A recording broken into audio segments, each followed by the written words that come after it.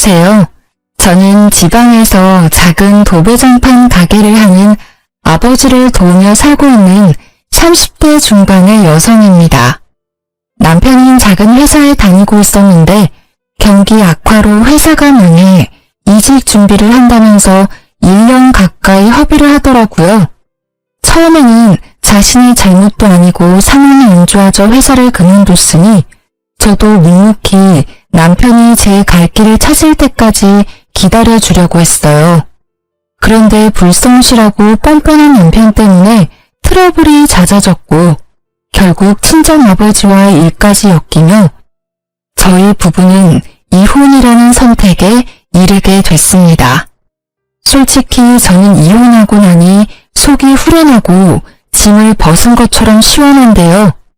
아직도 저희 아버지는 이 일로 스트레스를 받고 계셔서 전 남편의 악질적인 모습을 만천하에 고하고 싶어졌습니다.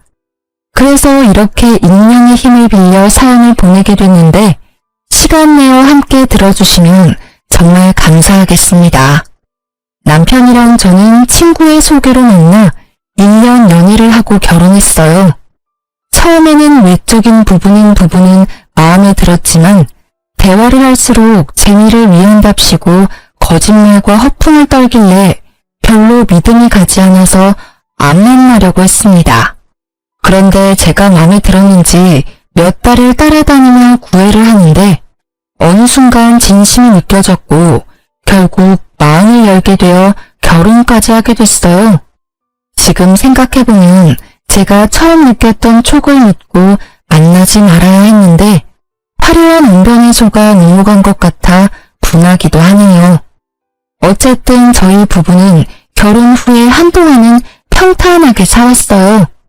경제적으로 자리를 잡고 아이를 낳고 싶었기 때문에 저는 학교 졸업하고부터 돕던 아버지 일을 더욱 열심히 도왔고 남편도 회사 일을 나름 성실하게 해내는 평범한 모습이었습니다. 그렇게 살다 보면 저희도 아이도 낳고 집도 넓혀가고 여행 가는 재미를 느끼면서 살 수 있을 거라고 막연히 기대를 했었죠. 그런데 남편의 회사가 갑자기 망하면서 저의 소박한 꿈은 물거품이 됐어요. 남편은 원래 무역회사 영업일을 하고 있었는데요. 탄탄해 보이던 회사가 망한 게 충격이 컸는지 이제 영업 말고 평생 할 수 있는 기술을 배워야겠다며 자격증 공부를 준비하더라고요. 그러면서 지게차, 굴삭기, 용접 같은 것들을 알아보는데 저는 직업에는 귀천이 없고 오히려 전문적인 기술을 배우면 오래 써먹을 수 있으니 더 좋은 거란 생각에 완전 찬성했어요. 실제로 저희 아버지도 도배장판 기술로 먹고 사시니까요. 그래서 묵묵히 기다리며 지원을 해줬는데 퇴사 후에 1년이 다 되어가도록 아무런 성과가 없는 겁니다. 보통 자격증 공부를 하면 아무리 실무적인 거라도 필기나 실기 시험도 치고 학원도 다니고 하잖아요. 그런데 제가 일을 다녀오면 항상 늘어난 런닝바람으로 TV를 보거나 캔맥주를 먹고 있으니 답답하더라고요. 낮에는 뭐 하냐고 물으면 어디 학원을 다닌다, 공부를 한다 이렇게 대답은 잘하는데 솔직히 제가 다 큰 성인을 쫓아가면서 진짜 하는지 안 하는지 확인하는 것도 우스운 일이잖아요. 그래서 그냥 믿고 기다렸는데 시간이 이렇게 흐르다 보니 저도 더는 참을 수 없어서 며칠 아버지께 말씀드려 일을 쉬고 남편 뒤를 쫓아가 봤어요. 결과는 진짜 충격 그 자체더라고요. 자격증 공부하러 학원을 가거나 도서관을 간다던 남편은 오락실, PC방, 카페, 술집 이런 데서 백수 친구랑 만나 하루 종일 중고등학생들처럼 재밌다고 하하호호 노닥거리고 있었습니다. 어이가 없어서 그날 밤 남편이 잘 때 카드 내역을 뒤져봤는데 초반에 중장비 학원 한 달 다닌 것 말고는 학원 다닌 기록도 없더라고요. 정말 내가 이런 사람을 1년이나 믿고 기다려줬다니 너무 화가 치밀어서 꼬리를 잡은 다음날 바로 남편을 잡고 따졌어요. 왜 그랬어? 그동안 학원 다니면서 공부한다고 왜 거짓말을 했냐고. 당신이 애야? 나 다 알고 있으니까 속일 생각하지 말고 솔직히 말해. 여보, 어떻게 알았어? 어디까지 아는데? 그게 지금 할 소리야? 학원 다닌답시고 공부하는 척 해놓고 아무것도 안 하고 친구랑 놀러 다니는 거 내가 다 봤어. 됐냐? 아니 공부를 했는데 자꾸 떨어지니까 당신한테 말하기 쪽팔리기도 하고 그래서 조금 있다가 하자 한 게 이렇게 됐네. 그런데 진짜 내가 일부러 그런 건 아니거든? 나 얼마 전에도 굴삭기 다시 배워보려고 학원 알아보고 있었어. 봐봐. 됐고, 당신 보니까 맨날 첫날 여기저기 돈 쓰러 다니던데 당신 나한테 용돈 받아 쓰잖아. 그래서 맨날 돈 없다고 징징거리면서 그 많은 돈이 대체 어디서 난 거야? 뭐 숨겨둔 비상금이라도 있니? 솔직히 말하면 봐줄 거야? 시끄럽고 빨리 말해. 미치겠네. 사실 나 기본급 올라서 퇴직금을 좀 더 받았거든. 그거랑 연차 안 쓴 거 모으니까 좀 되더라고. 그런데 이 정도는 자기 이해를 해줘야 돼. 요즘 애들도 공부하다가 스트레스 받으면 맛있는 것도 먹고 재밌는 영화도 보면서 좀 풀고 다시 공부하고 그러잖아. 리프레쉬. 몰라? 스트레스 받으면 머리가 더 안 돌아가. 헛소리 말고 남은 돈 지금 당장 다 내놔. 내가 관리할 테니까. 그리고 앞으로 한 번이라도 더 거짓말하면 나 진짜 가만 안 있는다. 아니 내가 벌어서 내가 받은 건데 왜 줘야 하는데. 그래야 네가 맘 잡고 공부를 제대로 하니까. 공부하기 싫어? 그럼 그냥 우리 아빠한테 와서 일을 배워. 기술 배우고 싶다며. 우리 아빠 하는 것도 기술이잖아. 야, 사위가 돼서 어떻게 장인어른 밑에 가서 일을 하냐? 남자가 자존심 상하게. 헛소리하는 남편이 너무 얄미워서 입을 잡아 뜯고 싶더라고요. 그래도 이 화상을 내가 선택했으니 그것도 내 업보다 싶어서 땅이 꺼져라 한숨을 쉬는 걸로 대체했습니다. 아니 남편의 말대로라면 그동안 공부 좀 끼적이다가 잘 안 되면 숨겨둔 퇴직금으로 돈 쓰는 재미를 느끼며 살았다는 거잖아요. 그러니 무슨 공부가 됐겠습니까? 그동안 남편이 갑자기 공부를 하겠다고 하니 답답했지만 제가 쪼으면 스트레스 받을까봐 말도 가려가면서 하고 맛있는 보양식도 해먹이고 뒷바라지라면 뒷바라지를 했어요. 그런데 이렇게 저를 속이고 뒤에서 탱자탱자 놀고 있었다니. 진짜 사춘기 아들을 둔 것도 아니고 왜 내가 이런 고통을 당해야 하나 싶어 욱하더라고요. 이런 제 마음도 모르고 꼴의 남자 자존심 운운하는 걸 보니 아직 철들려면 멀었구나 싶기도 하고 가슴이 답답했습니다. 그런데 저 혼자 이렇게 답답함을 느끼고 있자니 많이 억울하더라고요. 그래서 자기 아들이 세상에서 제일 잘난 줄 알고 있는 시무에게 연락해서 못난 남편의 모습을 까발리기로 했습니다. 욕하면서 제 속도 좀 시원해지고 싶었고요. 그래서 보란듯이 전화를 걸었는데 시무 반응이 대박이었어요. 여보세요? 어머니, 저 너무 속이 답답해서 하소연 좀 하려고요. 무슨 일이냐? 집에 뭔 일 있어? 네. 그 1년 동안 자격증 딴다고 회사 일 안 구하고 공부한 거 아시죠? 그런데 알고 보니까 제대로 공부도 안 하고 맨날 놀고 있더라고요. 진짜 중고딩도 아니고 나이 40 다 되어가는 사람이 이래도 돼요? 저 너무 답답하고 속상해요, 어머니. 아유, 난 또 뭐라고. 우리 아들이 학교 다닐 때 얼마나 공부를 잘했는데 요즘 속이 좀 답답했나 보지. 뭘 그런 거 가지고 전화씩이나 하니? 그냥 믿고 놔두면 제 밥벌이는 다 알아서 할래야. 두고 봐라. 조금 있으면 너 걔 앞에서 이렇게 징징댄 거 후회할 거야. 징징이요? 너무 섭섭해요, 어머니. 아니 저한테 돈 없다 해놓고선 퇴직금 남겨가지고 그 돈으로 오락실 PC방 다니고 있었다고요. 어머니 아들이요. 그러는 동안 저는 뭐 했어요? 맨날 일하면서 없는 돈 쪼개서 어머니 용돈 드리고 필요한 거 사다 드리고 그랬잖아요. 그런데 제가 속이 안 답답하겠어요? 너 지금 나 용돈 준다고 유세 떠는 거니? 어쨌든 우리 아들이 뼈 빠지게 일해서 모은 돈으로 살면서 준 거 아니야. 그리고 네가 온전히 나한테 돈 준 게 몇 번이나 된다고 그러니?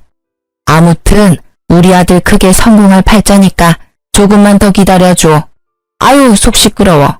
끊는다. 어머니. 최소한 미안해하지는 않더라도 부끄럽다는 반응은 기대했는데 황급히 전화를 끊어버리는 뻔뻔한 신호에 입이 쩍 벌어졌습니다. 남편은 옆에서 실실 웃으면서 콧노래를 부르더라고요. 요즘 세상에 남편들이 비상금 조금씩은 다 만들어둔다고 하지만 이직 준비한다는 명목으로 퇴직금을 종잣돈 삼아 미래는 아무것도 준비하지 않고 띵까띵까 놀았는데 이런 남편을 저보고 이해하고 더 기다리라니 어이가 없더군요. 그렇게 남편과 냉전 상태로 몇 주를 보냈어요. 제가 도저히 마음이 풀리지 않아 투명인간 상태로 무시하고 남은 돈을 다 뺏었더니 결국 남편도 백기를 들더라고요. 짜증이 잔뜩 섞인 목소리였지만 그래도 고분고분 친정아빠에게 가서 일을 하겠다고 선언을 하는 겁니다. 저는 이제라도 마음먹고 무슨 일이라도 하겠다고 결정을 한 게 그나마 다행이라고 생각을 했어요. 그리고 다른 사람도 아니고 친정아빠랑 같이 일하면 장인어른이 남편의 사장이 되는 거니까 이 사람도 조금 더 눈치를 보고 성실하게 일을 하지 않을까 하고 기대를 했죠. 하지만 그 기대는 말 그대로 저의 착각이었습니다. 지금 생각하면 편안하게 일 잘하고 계시는 친정아빠에게 제가 똥덩어리를 한 짐 데리고 간 거였어요. 저희 친정아빠는 지방에서 작은 도배장판 가게를 했는데요. 규모가 크지는 않지만 제가 어릴 때부터 운영을 해서 단골도 많고 아름아름 소개료도 많이 일을 따고 있었어요. 친정아빠는 남편과 다르게 말없고 재미없다고 엄마가 항상 투덜댔지만 그만큼 소처럼 우직하게 일하는 성실한 분이셨거든요. 내심 깃털처럼 가벼운 남편이 아빠가 일하는 걸 보면서 조금이나마 반성하고 열심히 살아야겠다 라는 마음을 가질 수 있다면 그것도 뜻밖의 수확이라 생각을 했었죠. 물론 처음 며칠은 남편도 이 상황에 적응을 해야 하니 저와 함께 정시 출근, 정시 퇴근하면서 노력하더라고요. 회사 다닐 때 지각을 밥 먹듯이 해서 거의 잘릴 뻔한 적도 있었는데 이 정도면 장족의 발전이다 할 정도로 제 기준이 낮았었네요. 아무튼 아침에 출근해서 아빠랑 같이 재료 보는 방법도 배우고 낮에는 직접 현장에 나가서 막내로 이것저것 심부름도 하고 작업하는 것도 배우면서 차근차근 따라가려고 하는 겁니다. 그 모습이 기특해 보여서 저도 집에 오면 고생했다고 비위도 맞춰주고 외식도 시켜주면서 진짜 아들처럼 부둥부둥 해줬어요. 그런데 저 속이고 1년이나 뒤에서 놀던 사람이 하루아침에 성실맨으로 바뀌기가 쉽진 않았을까요? 조금 시간이 지나고 나니까 일이 힘들다고 투덜투덜대더라고요. 왜 또 죽상이야? 아 몰라, 너무 힘들어. 진짜 장인어른 왜 이렇게 빡세게 일을 하시냐? 사람이 하는 일인데 휴식 시간도 좀 주셔야지. 이거 봐봐, 나 손에 물집 잡힌 거. 하루 종일 땀 흘려서 기운도 없는데 손까지 말썽이고 미치겠어. 내일 하루 쉬면 안 되나? 어디 좀 봐. 아유, 이 정도 물집은 그냥 약 바르고 한숨 자면 괜찮아. 걱정 마. 그리고 이제 일한 지 한 달도 안 됐는데 벌써 이렇게 힘들어하면 어떡해. 몸으로 하는 일이니까 일단 힘든 건 각오하고 시작한 거잖아. 내가 생각해봤는데 장인어른이 너무 심해. 진짜 네가 하루 종일 천장 쳐다보면서 팔 안 뻗고 있어봐서 모른다니까. 나 팔 떨어져 나가는 줄 알았다. 젊은 사람 맞다고 여기저기서 일 시켜놓고 부려먹으려고 눈이 벌게져 있는데 와, 이 돈 받고 내가 이렇게 해야 해? 처음이니까 당연히 힘들고 돈도 작지. 그럼 사위라고 편한 일 하고 돈도 많이 받을 줄 알았어? 무슨 일이든 손에 익으면 편해지고 돈도 많이 버는 거잖아. 여보, 그러려고 회사 그만두고 기술 배우겠다고 한 거 아니었어? 아, 몰라. 그냥 나 돈 받는 만큼만 일할 거야. 쥐꼬리만한 돈 벌려다가 내 몸 다치면 장인어른이 보상해준대. 어린아이 같은 남편의 불평에 헛웃음이 터졌습니다. 이렇게 나약해 빠진 사람이 무슨 기술을 배우겠다고 호언장담을 한 건지, 진짜 이 사람을 믿고 평생을 살아도 되나 하는 의구심이 들 만큼 한심해 보이더라고요. 물론 하는 일이 힘들고 체력적으로 지칠 수는 있습니다. 그래도 정말 의지만 있다면 정신력으로 이겨낼 수도 있고, 또 저희 친정아빠에게 진지하게 고민 상담하면서 일을 조율할 수도 있는 문제라고 생각했습니다. 그런데 남편은 힘들다면서 무조건 일을 쉽게 하려고 하고 돈이 작다는 핑계로 뺀질뺀질거리는 게 너무 눈에 보이더라고요. 옆에서 지켜보는 제가 봐도 툴툴대는 게 티가 나는데 하루 종일 같이 일하는 현장 분들이 좋아할 리 만무했습니다. 심지어 몰랐는데 남편은 같이 일하는 직원분들에게도 저희 친정아빠의 뒷담화를 어마어마하게 하고 있었습니다. 나중에 한 직원분이 퇴사를 하며 말해줘서 알았는데 진짜 사위 맞냐고 몇 번이나 물어볼 정도로 심하게 뒷담화를 했더라고요. 그냥 잘 모르는 일반 어른한테 해도 싸가지 없다고 할 정도의 발언을 사장이면서 장인어른인 사람을 대상으로 서슴지 않고 해대니까 곁에서 듣던 직원들도 기분이 안 좋았던 것 같습니다. 그러다 오랜만에 친정아빠가 회식을 주도해서 직원분들이랑 다 같이 고기를 먹으러 간 날이었어요. 오랜 단골집이라 서비스도 많이 나오고 화기애애하게 단백질 보충한다면서 좋은 분위기를 즐기고 있었죠. 고기에 술이 빠질 수 없다면서 소주랑 맥주도 거하게 시켜서 소맥도 말아먹고 식당에 있는 노래방 기계로 노래도 하고 그랬어요. 저희는 괜히 장인, 딸, 사위가 한 테이블에 앉기가 좀 그래서 다른 분들이랑 어우러져 떨어져 있었거든요. 그런데 갑자기 남편이 있는 테이블에서 큰 소리가 나는 겁니다. 야, 너 지금 뭐라고 그랬어? 이 새끼가 어른한테 못하는 말이 없네? 왜 이래요 갑자기? 소리 지르면 단 줄 알아요? 아니 내가 사장님 사위라 해서 가만히 듣고 있었는데 이 새끼 말하는 뻔세 봐라.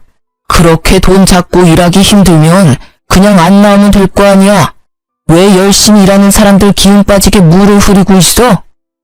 누가 분위기를 흐렸다고 그래? 그냥 조용히 대화하자는 건데 아저씨가 지금 좋은 분위기 다 흐리고 있잖아. 이거 반말도 안 해? 그래, 막 가보자 아주. 너 임마 갈 데도 없고 할 것도 없는 거 불쌍해서 일 배우라고 사장님이 배려해 준 거 아니야? 그러면 가만히 가르쳐주는 대로 배우긴 할 것이지. 어디서 장인이 고집도 세고 융통성도 없다고 나불나불대고 있어? 진짜 부끄러운 줄 알아야지 젊은 사람이. 뭐라고? 이 아저씨가 미쳤나? 살펴보니 남편이랑 친정아빠랑 같이 제일 오래 일한 실장님 한 분이 고래고래 고성을 지르면서 싸우고 있더라고요. 이미 식당이 시끌시끌하던 소리가 쥐죽은 듯이 멎고 두 사람 싸우는 소리밖에 들리지 않았어요. 진짜 술에 취한 남편이랑 실장님이 주고받는 대화를 듣는데 너무 창피해서 얼굴이 빨개지던 거 있죠? 살짝 친정아빠 얼굴도 봤는데 이마에 주름이 잔뜩이었습니다. 부끄러움도 잠시 일단 진정하고 나오라며 남편의 팔을 잡아 끌었어요. 그런데 얼마나 무거운지 꿈쩍도 안 하더라고요. 진짜 미친놈아 제발 나와라.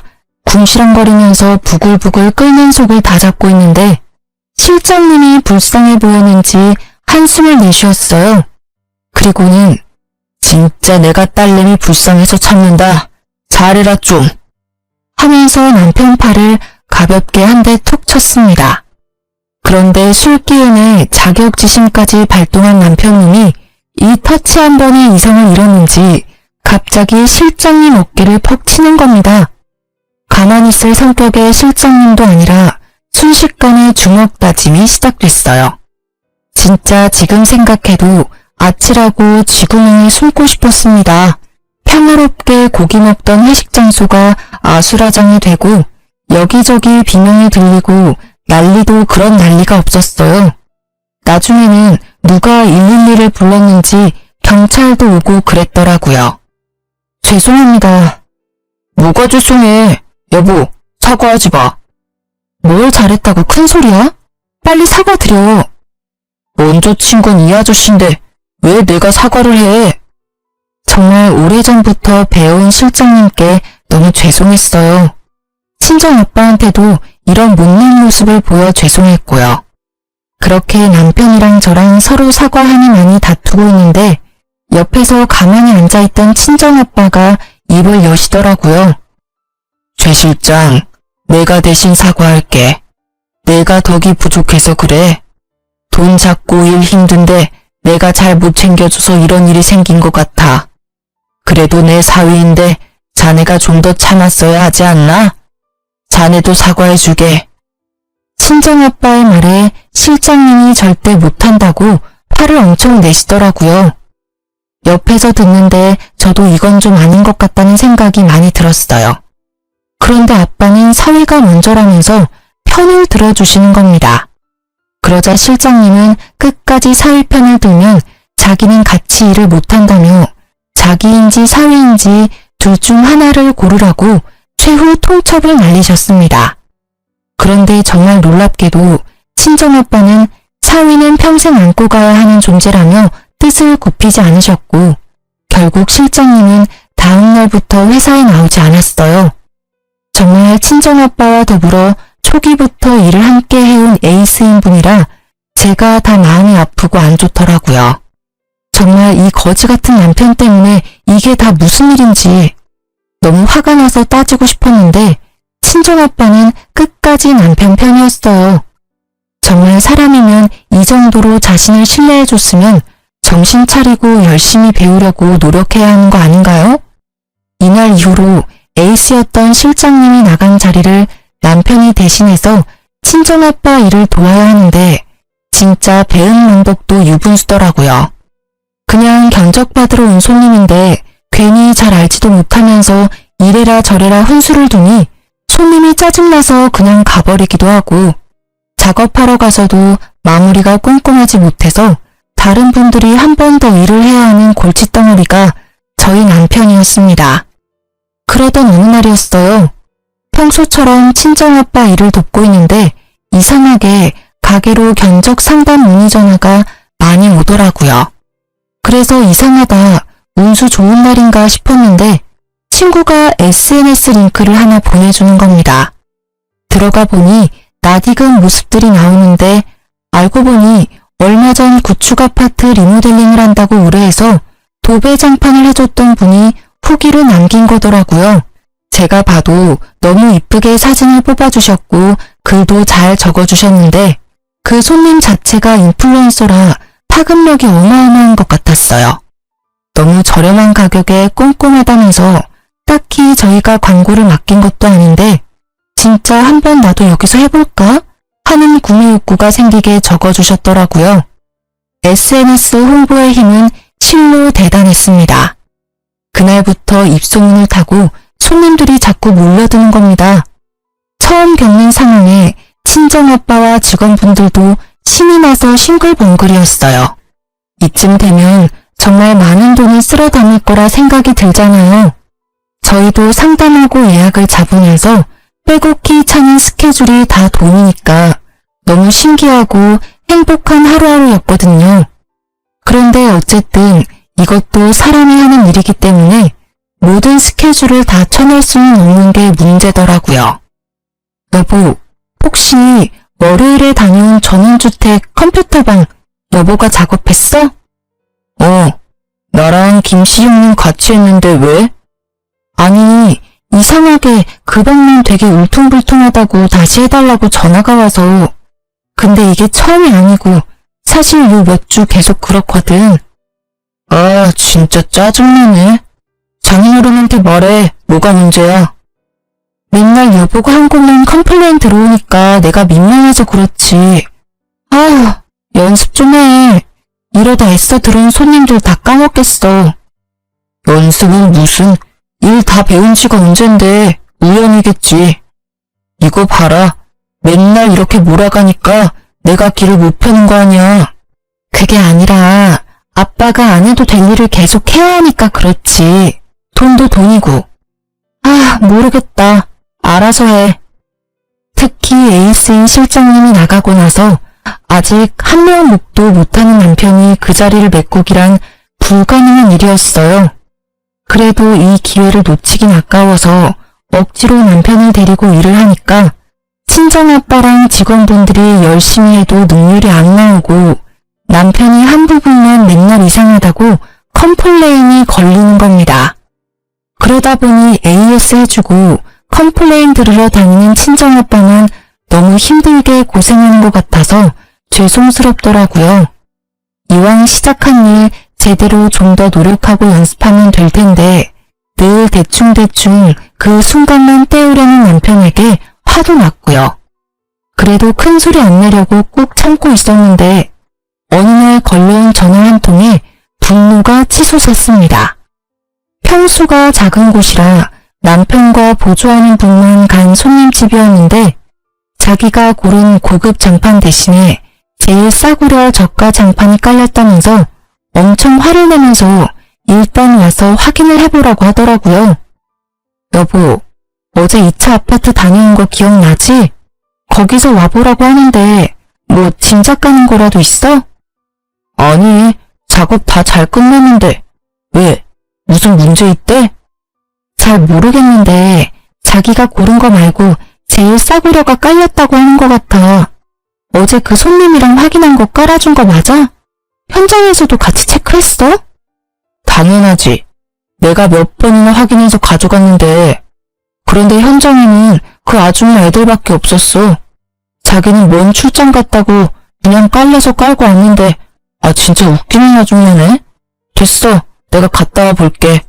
씩씩거리며 남편이 손님 집으로 향한 후 왠지 느낌이 쎄해서 퇴근도 하지 못하고 가게에 있었어요. 그랬더니 친정아빠가 무슨 일 있냐면서 물어보더라고요. 솔직하게 말씀을 드리니 거기가 어디냐고 같이 가보자고 하는 겁니다. 알고 보니 친정아빠도 재고를 봤을 때 고가 장판이 계속 남아있어서 이상하다고 생각을 했다면서요. 그래서 친정아빠를 모시고 그 손님 집으로 같이 향했는데요. 입구부터 고래고래 큰 소리가 들리더라고요. 덜컥 겁이 나서 황급히 열린 문으로 들어갔어요. 안녕하세요. 아까 전화 받았던 장판집이에요. 여보, 무슨 일인데? 아니 아주머니, 이 장판이 맞습니다. 제가 몇 번이나 확인했던 거예요. 진짜 제가 왜 이런 걸로 사기를 칩니까? 이게 진짜 맞다고요? 아저씨, 제가 바보로 보여요? 여기 사장님이시죠? 이것 좀 보세요. 제가 고른 무늬랑 이게 같나요? 그리고 질감도 다르고 다 다른데 진짜 계속 우기면 맞는 게 돼요? 이거 완전 사기꾼 아니야. 사기꾼이라뇨. 말씀이 심하시네. 진짜 이거 맞으면 어쩔 거예요? 예? 여자 손님은 사기당했다며 고함을 지르지 남편은 아니라면서 억울하다고 부들부들이지 저랑 친정아빠만 중간에서 난감하더라고요. 일단 친정아빠가 그러지 말고 장판을 확인해보자면서 나섰습니다. 그래서 문제의 그 장판이 깔린 방으로 향했는데 웬걸 진짜 여자 손님 말대로 제일 저가 장판이 잘못 깔려있는 겁니다.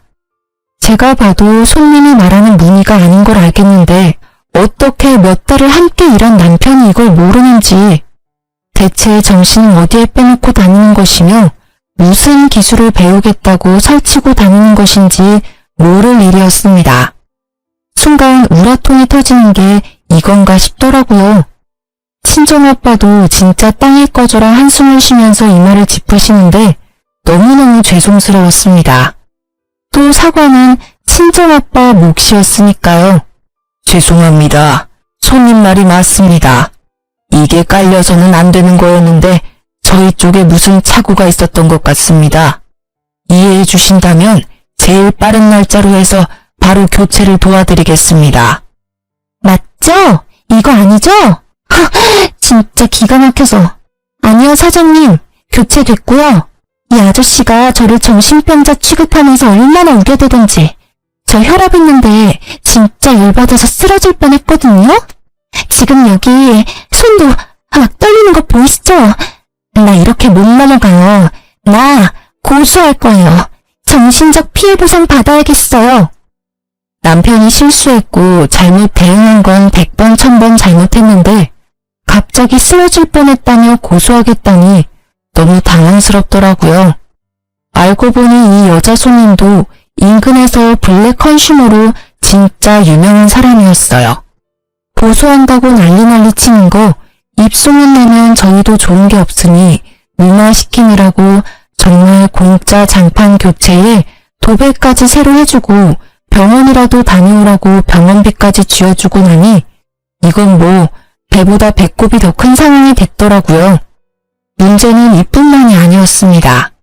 저희가 돈까지 보상해줬는데도 이 여자 손님이 지역 커뮤니티 카페랑 SNS에 장판가리에서 사기치는 곳이라고 글을 적어 올린 겁니다.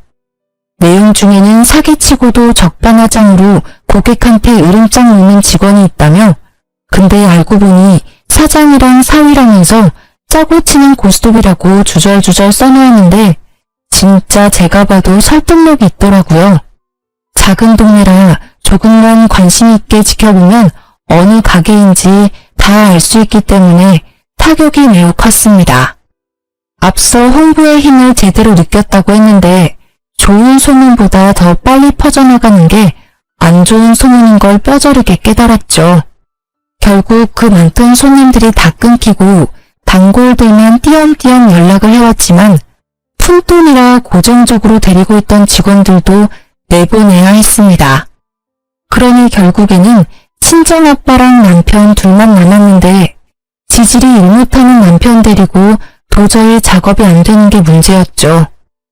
이러다 가게 망할 판이다. 내가 우리 딸 꼬맹이 때부터 해왔는데 지금만큼 팔이 날린 적이 없었어. 이제 어쩔 거야? 죄송합니다, 장인어른. 근데 비 온 뒤에 땅이 굳는다는 말도 있지 않습니까? 지금 고비만 잘 지나면 또 단골이 있으니까 사람들도 금방 잊고 다시 시작할 수 있지 않을까요? 됐다. 나한테는 그런 좋은 말 해줄 사람 말고 진짜 일 잘하는 직원이 필요해. 예전 실장한테 전화해 줄 테니까 죄송했다고 일 좀 도와달라고 해라. 제가요? 장인어른, 저 너무 자존심 상합니다. 그 사람 많은 데서 저한테 화내고 소리치는 거 보셨잖아요. 제가 장인어른 하나뿐인 사위인데 저 욕하는 건 장인어른 욕하는 거예요. 모르세요? 네 자존심이 문제가 아니다. 나는 말만 번지르르하게 하는 사위는 필요 없다. 실장한테 사과 못하겠으면 그냥 네가 나가. 예? 저 나가면 누구 데리고 일하시게요? 네가 나가면 실장이 들어온다고 했어. 그냥 앞서 일은 다 잊고 살 테니까 조용히 나가서 이제 네 할 일 찾아서 밥 벌어먹고 살아라. 제발 부탁이다. 제가 지금까지 장인어른 뒤치다꺼리 하면서 어떻게 일해드렸는데 저한테 이러세요. 예? 진짜 치사하고 더러워서 나갑니다. 나가요. 어디 저 없이 한번 잘 먹고 잘 살아보십시오. 대응만복도 유분수라고 친정아빠한테 버럭하는 남편이 원망스러웠어요. 그래도 이렇게 제 발로 나가서 다른 일을 하면 어쨌든 이제 친정아빠 가게랑 엮이는 꼴 안 봐도 되니까 바보같이 참았습니다. 남편이 가게를 그만둔 후 친정아빠는 실장님을 다시 모셔왔고 두 분이서 초심으로 돌아가 직접 발로 뛰어 영업하고 작업하시더라고요. 그러다 보니 워낙 평판이 좋았던 분들이라 곧 회복을 하긴 하셨습니다. 남편은 굴삭기 학원에 다시 다니고 싶다길래 제가 직접 끊어줬어요. 이렇게 조금 느리긴 해도 일상으로 돌아가나 싶었죠. 그런데 며칠 뒤 갑자기 큰 소리 뻥뻥 치고 나온 남편이 학원을 그만두고 다시 친정아빠 가게로 들어가야겠다는 겁니다. 갑자기 왜 또 이래? 아빠 가게에 반겨주는 사람이 누가 있다고? 그냥 지금 배우는 거나 열심히 배워서 빨리 일할 생각을 해, 좀. 당신은 알고 있었지? 장인어른 알부자인 거. 나 사실 회사 장부 봤어. 무슨 소리야? 설마 내 컴퓨터 파일 훔쳐봤니? 미친 거 아니야? 묵묵하게 혼자 왜 그런 짓을 했어? 아니, 분명히 내가 나올 때만 해도 금방이라도 망할 것 같았는데 쉽게 안 망하는 게 너무 신기한 거야. 비결이 궁금하기도 하고. 그래서 좀 찾아봤는데 장인어른 숨겨둔 현금이랑 부동산도 있으시더만. 지금 가게 있는 상가도 장인어른 거고. 이런 걸 왜 나한테 얘기를 안 했어? 그게 당신이랑 무슨 상관이야? 우리랑 아무 상관없는 돈이야. 이렇게 어려울 때 대비해서 우리 아빠가 한 푼 두 푼 모아두신 거라고. 그리고 혼자 관리하기 힘드니까 딸인 나한테 부탁하신 거고. 그래서 이렇게 말하는 저희가 뭔데? 뭐 콩고물이라도 바라는 거야? 안 되겠다. 아무리 생각해도 내가 장인어른 이렇게 외면하면 안 될 것 같아. 우리 장인어른 사업 더 잘 되게 도와드려야지. 하나뿐인 사위인데 내가 힘 닿는 데까지 도와드리는 게 사람 도리지. 아니 당신이 뭘 도와준다고 그래. 지금까지 아빠한테 패만 끼쳤는데 당신은 그냥 아무것도 안 하고 다른 일 하는 게 도와주는 거야. 몰라? 진짜 아무것도 모르는 3살 어린아이가 봐도 남편이 친정아빠에게 빌붙으려고 하는 걸 알았을 겁니다. 너무 속이 훤히 보이는데 아니라고 하니까 우습더라고요. 그래도 혼자 단꿈에 빠지는 것까지 막을 순 없으니까 이렇게 무시하고 있으면 양심껏 포기할 줄 알았어요. 자기가 그 가게에서 얼마나 많은 사고를 쳐댔는데 어떻게 그걸 물려받을 수 있을 거라고 생각을 하는지 제 일반적인 상식으로는 이해가 잘 안 가더라고요. 그런데 사람이 한번 헛된 꿈을 꾸니까 폭주기관차처럼 그 생각에만 몰두해서 현실로 돌아오지를 못하는 겁니다. 이 와중에 손님 떨어진 가게를 수습하느라고 저렴한 가격으로 밤낮 없이 일하던 친정아빠는 결국 과로로 쓰러지기까지 하셨어요. 단순한 피로 누적이라고는 했지만 연세도 많으신데 이렇게까지 고생을 하시니 딸인 입장에서 너무 걱정스럽더라고요. 그래서 남편이랑 바로 용돈이랑 먹을 걸 챙겨서 병문안에 갔는데 이 눈치 없는 남편님은 거기서도 뻔뻔한 말을 계속하던 거 있죠. 장인어른 좀 괜찮으세요? 괜찮아. 링거 맞고 오랜만에 푹 쉬었더니 아무렇지도 않아. 별일 아닌데 괜히 너희 장모가 연락을 해서 걱정을 시켰구나. 아빠, 이번 기회에 일 좀 그만하고 푹 쉬어. 건강 챙기는 게 우선이지. 가게는 이제 그만 챙겨도 돼. 그래도 평생 일궈온 건데 계속 누워서 나몰라라 할 수 있나? 기운 차려서 빨리 또 일해야지. 일하던 사람은 계속 일해야지. 누워있으면 오히려 병난다. 에이, 장인어른, 연세도 있으신데 언제까지 일하실 순 없잖아요. 그래서 말인데 이제는 저한테 좀 맡겨두시고 편히 쉬세요. 제가 정말 정신 차리고 장인어른 대신 열심히 해볼게요. 저 결심했습니다. 제가 장인어른 가게 물려받겠습니다. 순간 귀를 의심했습니다. 어쩜 이렇게 사람이 뻔뻔할 수 있는지 제가 다 부끄럽더라고요. 친정아빠도 황당했는지 날선 눈에서 레이저가 막 나오는 것 같았습니다. 나는 자네한테 물려줄 생각 털끝만큼도 없네. 꿈도 꾸지 마라. 내가 계속 기회를 줬지만 자네는 별로 고마워하지도 않았잖아.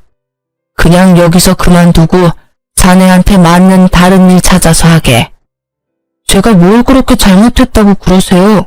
너무 섭섭합니다. 정말 저 나름대로 열심히 노력했다고요. 노력? 뭐든지 대충대충 수박 겉핥기처럼 하는 그런 걸 요즘은 노력이라고 하나? 어쨌든 나는 말했어. 내 가게 자네한테는 절대 못 물려줘. 꿈깨. 어이씨, 진짜 너무하시네요. 그럼 제가 그동안 일하면서 영업해서 따온 것들도 있으니까 그거에 대한 성과금은 주세요. 제가 너무 억울해서 그거는 따로 받아야겠습니다. 뭐, 성과금? 듣자 하니 기가 차서 말이 안 나오더라고요. 어쩜 사람이 이렇게 뻔뻔하고 양심에 털이 날 수 있는 걸까요? 이 새끼를 어떻게 처리해야 하나 고민하고 있는데 설상가상 친정아빠는 남편의 헛소리에 스트레스를 받아서 갑자기 숨까지 헐떡이시는 겁니다. 너무 놀라서 간호사를 막 부르는데 남편은 그 와중에도 아랑곳하지 않고 계속 억울하다며 혼잣말만 하던 거 있죠. 간호사가 와서 친정아빠 혈압을 재고 처치를 해주는데 눈물이 왈칵 나면서 참을 수 없이 분노가 치솟았습니다. 야, 미친 거 아니니?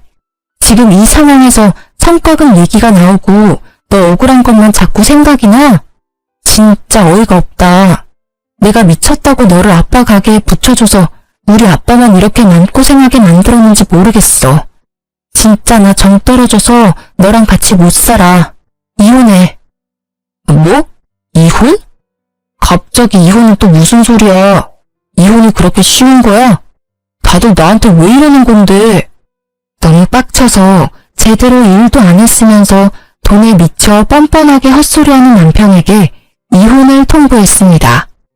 남편은 갑작스러운 이혼 통보에 난리를 피더라고요.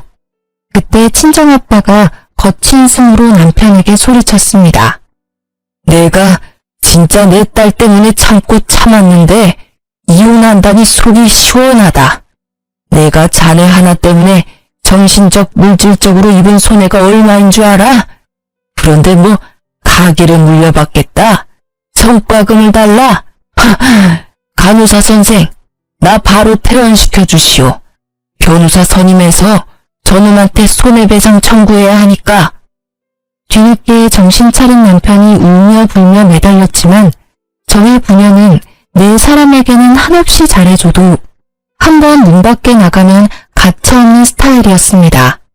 그래서 바로 변호사를 선임해서 이혼 진행을 밟고 아빠도 그간 가게 일을 같이 하면서 겪었던 일을 정리해 손해배상 청구를 하면서 뻔뻔한 남편의 행태를 고발했어요. 저는 어릴 때 아빠가 들려준 이솝 우화에 햇님과 바람 이야기를 좋아해서 나그네의 옷을 벗긴 건 따뜻한 햇살을 전해준 햇님이라는 걸 기억하고 남편에게도 정말 잘해주려고 노력을 해왔거든요. 그래서 1년 동안 저를 속이고 탱자탱자 놀았던 것도 눈 감아주려 했고 친정아빠가 하는 가게를 무시하면서 마지못해 일하던 것도 이해하려 했어요. 그런데 그렇게 눈 감아주고 이해했던 결과가 이렇게 저와 친정을 빌붙으려고 하는 못난 남편을 만들 줄 몰랐습니다. 솔직히 작은 것에도 감사할 줄 아는 사람이었다면 저와 친정아빠가 이렇게까지 매몰차게 굴지는 않았을 거예요. 우냐우냐 하며 어쨌든 내 사람이니 품고 가려 했을 겁니다. 그런데 자기를 위한 배려와 존중도 알아채지 못하고 당연시하면서 계속 더 큰 것을 달라고 징징거리는 사람은 도저히 품지 못하겠더라고요. 결국 그렇게 저희는 이혼하게 됐고 저는 친정아빠에게 죄송한 마음에 더 열심히 일을 도우면서 작업하는 것도 배우고 있어요. 처음에는 여자가 험한 일 하면 안 된다고 하시던 아빠도 평생 먹고 살 귀한 기술이니 배우고 싶다는 제 말에 수긍하시면서 오히려 배울 자세가 되어 있으니 체격만 큰 전 남편보다 훨 낫다고 저를 칭찬하시더라고요. 그렇게 사이좋게 부녀가 일을 하고 있답니다. 전 남편은 들리는 소문에 아직 백수라 시모한테 붙어 산다더라고요. 시모는 잘난 아들이 다시 품에 돌아왔으니 기뻐하면서 지금쯤 생활비 한 푼 안 주는 40 다 된 아들 끼고 오손도손 깨볶으면서 잘 살고 있겠죠 뭐. 뭘 해도 잘 될 팔자의 아들이니 저보고 보석을 놓쳤다고 비웃을지도 모르겠어요. 그래도 하나 분명한 건 아들 때문에 1000만 원을 잃었다는 건데요. 남편은 저랑 이혼하고 친정아빠랑 소송을 진행했는데 결국 사업장에 피해를 입힌 게 입증이 돼서 1,000만 원을 물어주라는 판결을 받게 되었습니다. 그런데 개털인 남편이 갑자기 어디 그런 돈이 있나요? 결국 시모가 아들 앞길 막힐까봐 전세금을 빼서 줬다고 들었어요.